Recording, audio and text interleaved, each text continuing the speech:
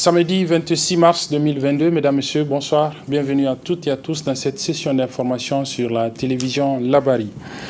Les conditions de détention dans certaines prisons et maisons d'arrêt et des établissements pénitentiaires récemment décriées dans l'opinion étaient au centre cet après-midi d'un point de presse animé par le secrétaire général du ministère de la Justice. Il s'est agi pour M. Ibrahim Jean Etienne d'éclairer donc l'opinion nationale et internationale sur les conditions de détention dans ces établissements pénitentiaires, notamment celle de la prison de haute sécurité de Koutoukale qui a fait donc couler beaucoup d'encre et de salive ces dernières semaines.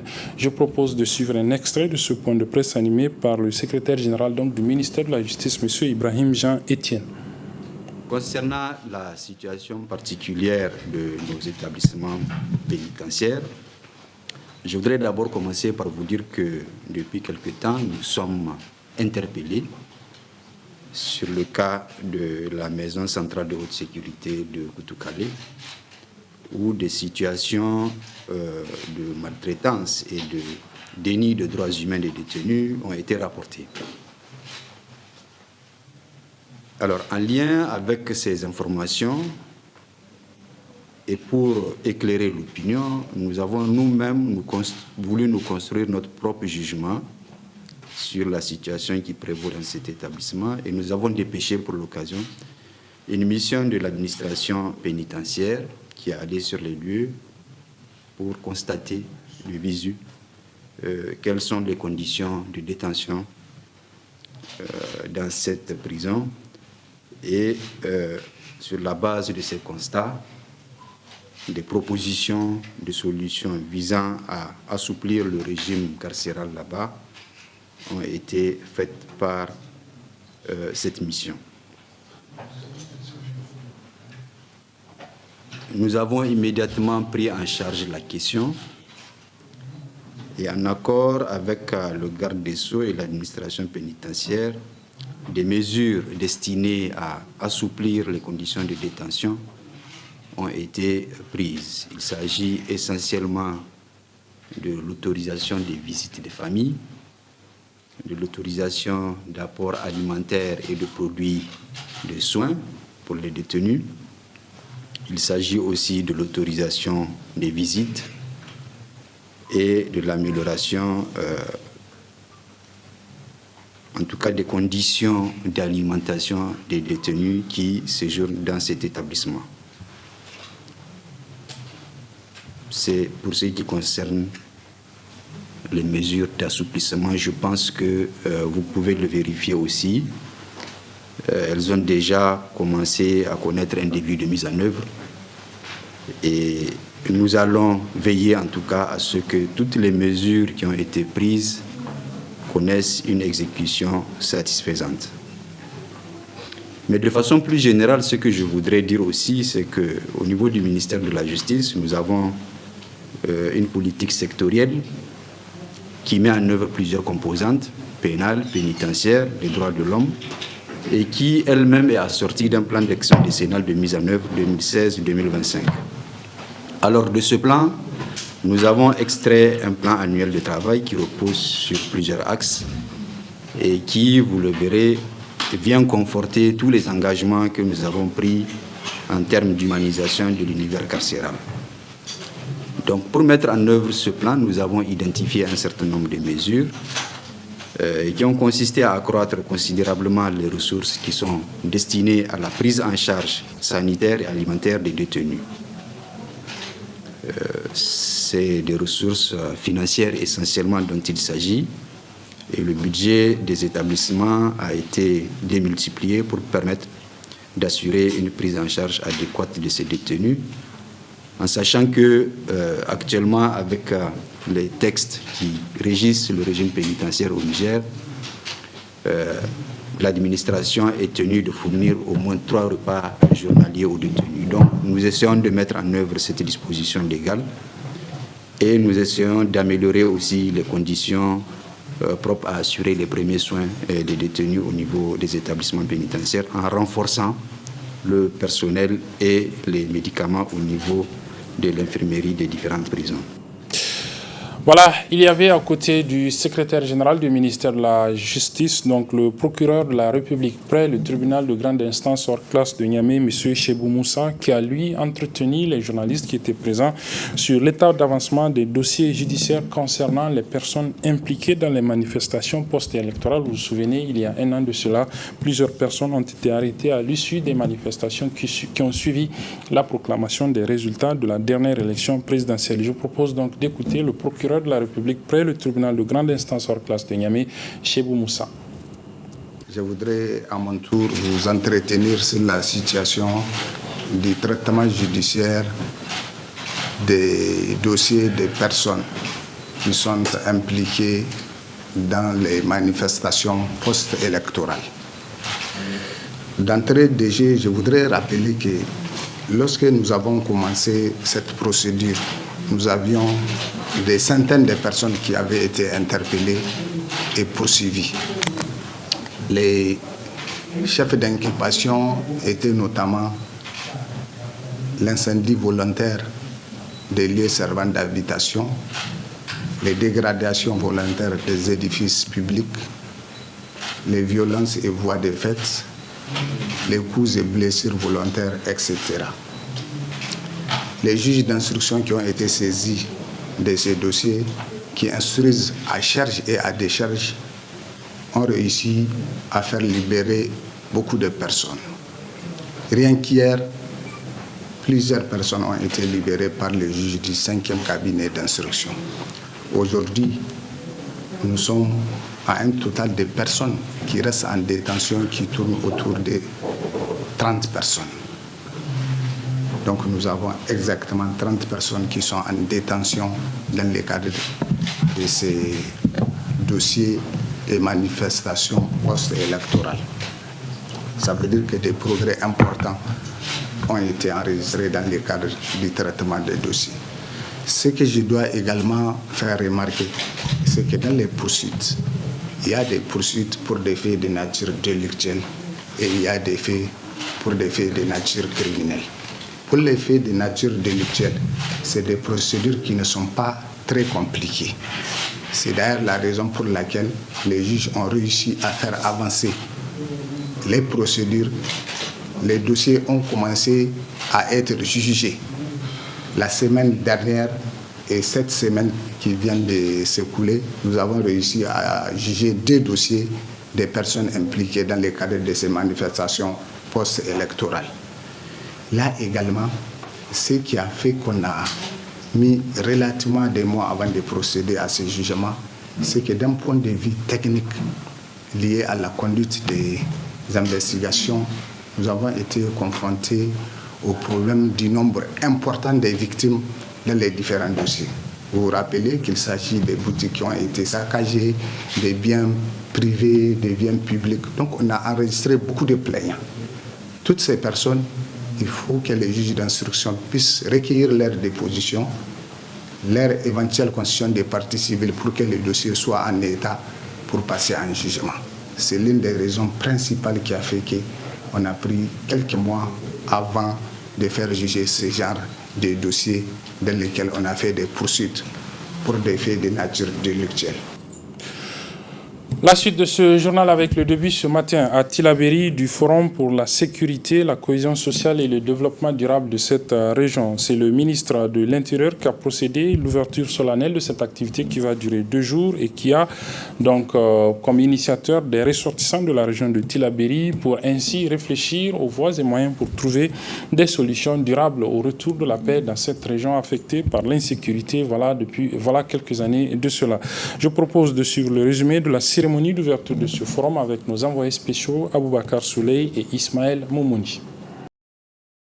Regardez dans la même direction pour le retour de la paix dans cette contrée du Niger en proie depuis quelques années à des attaques répétitives de la part des hommes armés non étatiques, objet de cette grande mobilisation des ressortissants de la région de Tillabéri à travers ce forum sur la sécurité, la cohésion sociale et le développement durable. Les responsables administratifs et coutumiers de la région ont, en plus d'un titre, salué cette initiative de ces ressortissants. Ces derniers ont, à travers cette activité, pris à bras le corps cette question d'insécurité qui gangrène leur localité. La particularité de ce forum de Tillabéri, et qu'en plus les acteurs habituels, comme les cadres de commandement, les élus, les chefs traditionnels religieux, les organisations de la société civile, les femmes et les jeunes, toutes les personnes ressources de la région de Tillabéri, dans la richesse de la diversité socio-culturelle et politique, ont répondu présentes, afin de symboliser et marquer à jamais notre solidarité par le devoir de l'appartenance à une communauté de destin. Vous nous permettez d'adresser une motion spéciale de remerciement à l'endroit de l'ensemble de la chefferie traditionnelle de Tillabéri, représentée dans le comité d'organisation par les honorables chefs de canton de Karma et de Sakawa pour leurs sages conseils.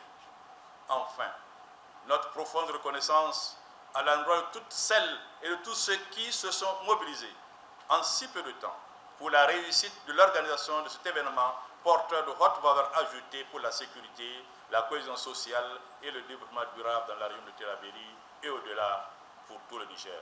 Ce forum qui regroupe fils et filles de cette région, sans égard aux considérations d'appartenance ou d'affinité politique, est apprécié par les autorités du pays, dont en l'occurrence le ministre de l'Intérieur. Le forum de Tillabéri sur la sécurité, la cohésion et le développement durable sera donc une occasion d'échange et de réflexion à partir de communications de scientifiques, d'experts, d'hommes de terrain, d'acteurs économiques, de la société civile ainsi que de décideurs politiques pour dresser un diagnostic de la situation et surtout pour dégager des pistes de solutions. Le pari que nous faisons donc ici pour une issue heureuse au bout de cette démarche peut et doit être gagné au bénéfice de nos vaillantes populations. Au sortir des présentes assises, nous devrions avoir une vision plus claire des problématiques analysées, des solutions identifiées, ainsi que des rôles et responsabilités qui incombent à toutes les parties prenantes, chacune en ce qui la concerne dans la résolution des problèmes auxquels la région de Tillabéri est confrontée. Hommes et femmes de science, experts en tout genre, des connaisseurs du terroir et des porteurs d'un vrai savoir-faire dans la gestion de la vie en commun ancestrale vont édifier l'assistance à travers des panels 2 jours durant. 580 Nigériens qui s'adonnent à la mendicité dans la ville sénégalaise de Dakar ont été rapatriés hier par un vol charter. Le vol est arrivé tard dans la nuit et les autorités nigériennes étaient donc à l'arrivée pour l'accueil de ces 580 Nigériens qui se donnent à la mendicité dans cette ville sénégalaise donc du Dakar. Il y avait entre autres le ministre en charge de l'Intérieur, comme nous allons le constater dans ce reportage de Sadou Doumi et Boubacar Ibrahim. Ils sont au total 580 Nigériens, composés pour la plupart des femmes et des enfants qui viennent ainsi d'être rapatriés du Dakar au Sénégal où ils pratiquent l'activité illicite de mendicité. L'arrivée de ce tout premier vol fait suite à des décisions prises lors d'une rencontre présidée par le président de la République il y avait de cela quelques jours. Une rencontre elle-même suscitée par la mise en ligne des vidéos montrant des Nigériens visiblement en bonne santé demandant de la compassion aux abords de goudron. Un acte regrettable qui a bouleversé plus d'un titre et auquel les autorités n'ont pu rester indifférentes, d'où ce rapatriement. C'est du devoir du gouvernement de faire cela, de ramener nos compatriotes parce que ce n'est pas une image, ce n'est pas l'image que reflète notre pays. Vous savez, aujourd'hui, à travers ce phénomène, l'image de notre pays est traînée dans la boue. Donc voilà pourquoi le gouvernement veut prendre ce phénomène à bras le corps, parce que nous savons que ce n'est pas la misère qui est à la base, comme les gens veulent le faire croire, à la base donc de ce phénomène, mais c'est plutôt des réseaux mafieux organisés qui procèdent à la traite donc, de ces êtres humains, au trafic donc, de ces êtres humains, parce que tout simplement, eux retrouvent leur compte. Vous avez dû voir des petits-enfants à qui on ne donne aucune chance d'aller à l'école. Parce qu'il y en a qui ont été retirés des classes. Et tout premier vol est donc le début d'une vaste opération de rapatriement des ressortissants nigériens qui pratiquaient la mendicité à l'extérieur, a fait également comprendre le ministre de l'Intérieur. Nous allons rapatrier tout le monde, par avion ou par bus, en tout cas dans tous les pays où nous avons pris les dispositions à travers le ministère des Affaires étrangères pour faire un large recensement donc, de tous les pays, de tous les compatriotes qui sont dans ces pays et qui se livrent à la mendicité. Donc, nous allons ramener tout le monde. Le gouvernement va prendre les dispositions d'abord pour stabiliser les gens, mais ensuite aussi nous allons nous attaquer surtout à démasquer ces réseaux et parce que la loi l'interdit. C'est un crime que la loi doit réprimer. Et nous allons les rechercher, nous allons les débusquer partout où ils sont. Ainsi donc, de leur arrivée, ils ont été pris en charge par des services sociaux, leur assurant nourriture et soins, avant de les conduire chacun dans son village natal. Quelques-uns qui ont accepté de se confier avaient déclaré avoir dépensé 100 à 200 000 francs pour se rendre à Dakar. Une somme d'argent qui aurait pu servir à monter une petite affaire, leur permettant de préserver leur dignité et être bien au chaud chez eux. Fin hier après-midi des travaux de la réunion des cadres du ministère en charge de l'enseignement technique et de la formation professionnelle. Une rencontre qui visait à apporter les réformes pour le développement et l'efficacité de ce sous-secteur, nous rapporte Chebou Guisso et Nafissatou Yahaya.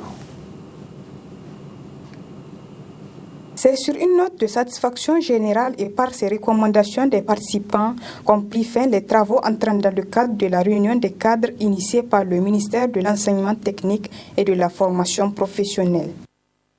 Au ministère de mettre l'accent sur la consolidation des dispositifs existants par rapport à la création de nouveaux centres et établissements. La réunion des cadres et agents du ministère de l'enseignement technique et de la formation professionnelle tenue à Niamey au Palais de Congrès les 24 et 25 mars 2022, vu la faible prise en compte du volet accompagnement à l'insertion professionnelle dans les financements des actions du sous-secteur, recommande au ministère de mettre un accent particulier sur les actions d'accompagnement et de suivi de l'insertion professionnelle des jeunes formés.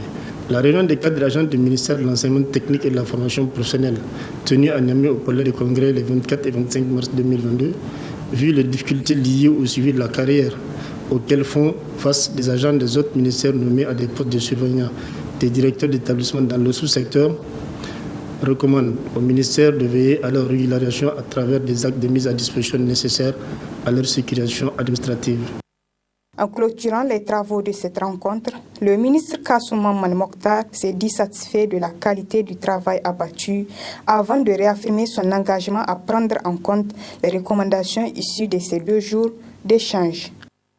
Je suis heureux d'entendre effectivement la feuille de route a été enrichie. Je voudrais vraiment vous réitérer tout mon engagement, ma ferme volonté à traduire en actes toutes ces recommandations, toutes vos réflexions, parce que je sais que c'est plus compliqué, les réformes, et mettre en œuvre certaines visions dans le sous-secteur de l'enseignement professionnel et technique, qui est même dans l'enseignement général. Mais je suis optimiste. Je suis optimiste parce que j'ai confiance à tous les cadres, à tous les responsables, tant au niveau central qu'au niveau régional, et j'ai confiance à tous les chefs d'établissement. Le ministre de l'Enseignement technique et de la formation professionnelle a enfin remercié et encouragé tous les acteurs qui ont contribué à faire de cette rencontre une réussite. La Fédération nigérienne des associations et syndicats pour le Hajj et la Umrah a tenu ce matin un point de presse ici même à Niamey, un point de presse pour apporter des éclaircissements sur les allégations qui sont faites à la dite structure. Le résumé avec nos reporters Chebou Guisso et Adam Soumana. Promoteurs d'agences de pèlerinage et syndicalistes œuvrant dans le domaine du Hajj et de la Umrah se retrouvent par la présente cérémonie afin de se pencher sur des questions relatives au fonctionnement de leur fédération. Il s'est notamment agi d'apporter quelques éclaircissements sur certains propos tenus à leur rencontre le 18 mars dernier lors de la rencontre entre le chef du gouvernement et les opérateurs économiques. Nous sommes en droit de dire que son Excellence, Monsieur le Premier ministre, a été mal informé par des gens qui sont de mauvaise foi, qui n'ont pas encore compris l'organisation du Hajj et qui sont toujours contre les chefs d'agence. Depuis la création du COHO en 2013, le prix du Hajj a été fixé par le ministère du Commerce en collaboration avec un comité constitué des agents des ministères du Commerce, du Transport, des agents du COHO, des représentants du président de la République et du Premier ministre, des représentants de la société civile, de Niger Airways et des représentants des chefs d'agence. Le prix du Hajj est homologué. Seul l'État peut donner son dernier mot sur ce prix. Les agences ne le fixent pas.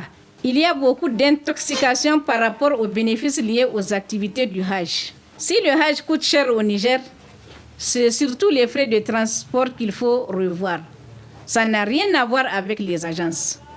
Aux membres de la Fédération nigérienne des associations et syndicats pour le Hajj et la Umrah de lever tout équivoque sur leur démarche qui ne vise nullement à créer la polémique autour de cette rencontre, mais à éclairer davantage les lanternes des uns et des autres sur leurs problèmes et dégager des pistes de solutions. Les chefs d'agence n'abandonnent jamais un pèlerin à la Mecque. Nous payons tous les impôts et taxes liées à notre activité. Nous sommes tous en règle. Même si on n'a aucun pèlerin, on a des bureaux bien organisés, visités chaque année par le COHO, donc nos NIF sont dans nos bureaux. Concernant la garantie, ça concerne l'avionneur. Les chefs d'agence payent toutes les prestations obligatoirement avant le départ des pèlerins pour la Terre Sainte. Nous avons tout simplement demandé de nous considérer comme tous les autres citoyens nigériens. Nous sommes seuls, les quelques 400 agences qui payons nos arrêtés d'agrément à 5 millions de francs CFA et les renouvelons à coût de 3 millions de francs chaque 2 ans. Et puis ça a été ramené à 2 millions de francs chaque 3 ans. Nous demandons aussi à ceux qu'on paye les 480 millions que l'État doit nous verser après l'inspection des finances de 2021. Que les Nigériens comprennent que nous exerçons une activité religieuse qui a des prestations à but lucratif. Le bénéfice est halal pour tout opérateur économique qui pratique un commerce licite comme le nôtre. Ayez confiance en vos chefs d'agence. Nous n'avons aucune intention de vous escroquer. Notre seul souci est celui de vous voir accomplir les rites du Hajj et de la Umrah conformément aux prescriptions islamiques.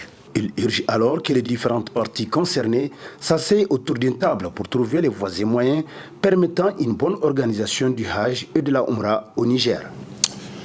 Le cadre de retrouvailles des anciens dirigeants, élèves et professeurs du CEG 11 de Niamey a tenu cet après-midi dans les locaux du dit établissement son assemblée générale constitutive. Une assemblée générale sanctionnée donc par la mise en place d'un bureau exécutif pour ce cadre qui va durer pour un mandat de 4 années, nous rapportent Halidou Bourema et Adam Soumana.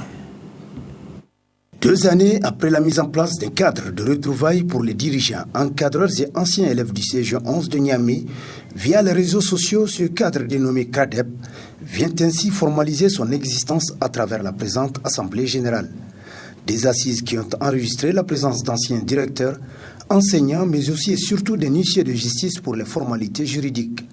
Occasion pour le comité d'organisation de cette rencontre de faire la genèse de l'avènement de ce cadre. Il y a un peu plus de 2 ans, dans notre espoir de retrouvailles, les jalons du CRADEP ont été lancés au palais du 29 juillet.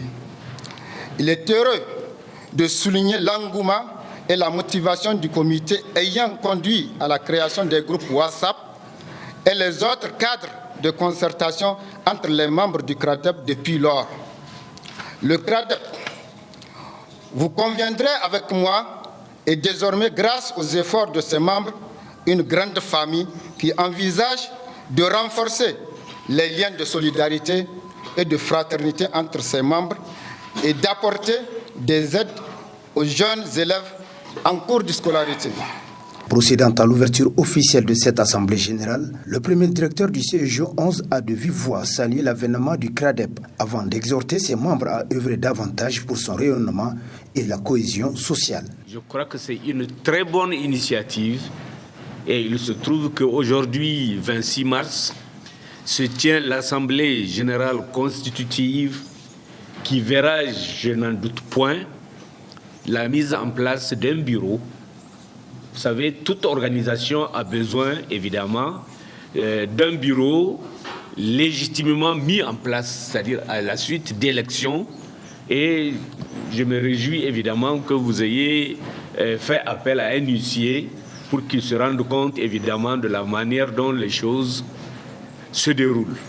Chacun va être très utile au sein du CRADEP.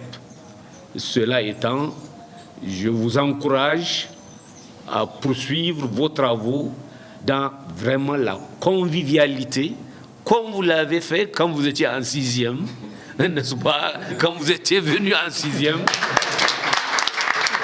Donc, vous avez fait jusqu'à 6e, 5e, 4e, 3e. Vous êtes parti, vous avez laissé d'autres qui ont commencé 6. Donc, vous savez, c'est une chaîne, vous comprenez bien. Tout le monde a son utilité dans cette entreprise, évidemment, de solidarité et de fraternité. A noter que ces assises ont vu l'amendement à l'unanimité des textes du CRADEP ainsi que la mise en place d'un tout nouveau bureau exécutif du cadre ayant un mandat de 4 ans. Ce bureau, fort de 11 membres, a comme président le sieur Haruna Guiro, secondé par Bourema Hamidou Dibouch. Quant au secrétariat général, il échoua au sieur Ousmane Haruna, avec comme adjoint Issefou Abdou. Un bureau qui compte beaucoup sur l'engagement et le don de soi de l'ensemble des adhérents pour une atteinte des objectifs nobles assignés au CRADEP.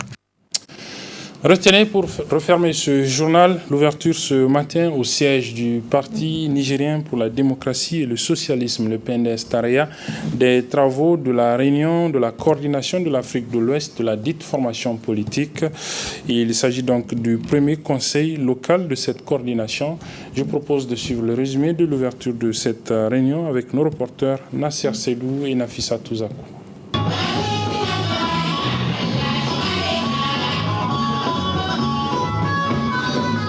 C'est une cérémonie riche en couleurs qui a été organisée par la coordination de l'Afrique de l'Ouest du Parti nigérien pour la démocratie et le socialisme PNDS-Taraya à l'occasion de son premier conseil local. Ce dernier est l'aboutissement d'un processus engagé depuis la création du parti et qui a accordé une place de choix à la diaspora. Il faut se rappeler que les militants de la diaspora PNDS ont été à tout moment actifs dans tous les combats menés par notre parti. Sur le plan spécifiquement électoral, notre parti a occupé les premiers rangs aux 2 élections organisées par l'extérieur par notre pays dans l'ère démocratique, notamment en 1993 et celle de 2016 où le PNDS a obtenu les 3 sièges sur les 5 des députés au titre de la diaspora. Ces résultats témoignent du dynamisme et de la cohésion de nos camarades et militants de l'extérieur. Il vous souviendra que lors de notre 7e congrès tenu à Niamey le 22 mars 2018, le PNDS, pour dynamiser ces structures de l'extérieur, a créé 6 coordinations de l'extérieur. Il s'agit des coordinations suivantes: la coordination de l'Afrique de l'Ouest, la coordination de l'Afrique centrale et sud, la coordination de l'Afrique du Nord et de l'Est, la coordination de l'Amérique, la coordination d'Europe, la coordination de l'Asie. Le programme de ce premier conseil local de la coordination de l'Afrique de l'Ouest qui vise à matérialiser les dispositions statutaires et réglementaires du PNDS-Taraya à travers la mise en place du bureau exécutif de cette coordination se présente comme suit. Le SEN, à travers le secrétariat des Nigériens à l'extérieur, procédera à la vérification des mandats. Après la vérification des mandats, chaque section aura 3 minutes pour son mot au Conseil, l'installation du bureau des séances, élection des membres du bureau, présentation du bureau des sections et de la coordination de l'Afrique de l'Ouest, un mot des présidents du bureau exécutif élu de la coordination de l'Afrique de l'Ouest, approbation du bureau de la coordination par le secrétariat du Nigeria à l'extérieur. À noter que cette coordination de l'Afrique de l'Ouest du PNDS-Taria est composée de 9 sections, à savoir le Bénin, le Burkina Faso, la Côte d'Ivoire, le Sénégal, le Ghana, la Guinée, le Togo, le Nigeria et le Mali. Voilà, c'est sur ce que se referme cette édition, mesdames, messieurs. Merci de l'avoir suivi. Merci également aux équipes techniques et rédactionnelles qui m'ont aidé à la présenter. Les programmes se poursuivent sur la télévision Labari. Au revoir.